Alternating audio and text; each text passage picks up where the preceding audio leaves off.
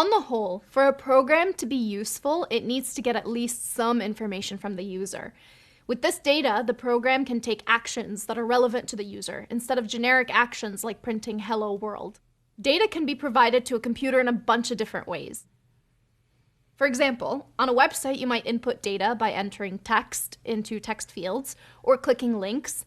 If you're using a mobile application, maybe you'll click on buttons or select preferences from a drop-down menu. In a command line program, you might provide additional data by passing strings as parameters to the program, or you could have the program ask you for data interactively.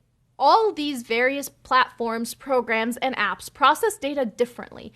Some might take the contents of a file as data to be processed, others gather data from other sources and process it in the background. Remember our earlier example when we automated the process of identifying and removing duplicate emails? There, the data provided to the program was the list of emails, which would usually be given in a file that lists the emails one per line. Whichever way your application gets the data, it will need to come from somewhere.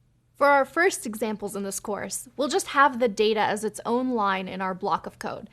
This is limited, but straightforward. Later in this course, and in upcoming courses, we'll introduce you to better ways of feeding data into your code.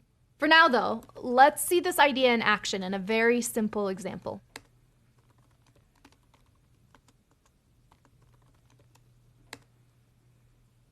By having the name separate from the call to the print function, we're making the line of code that calls the print function generic, while still personalizing the greeting.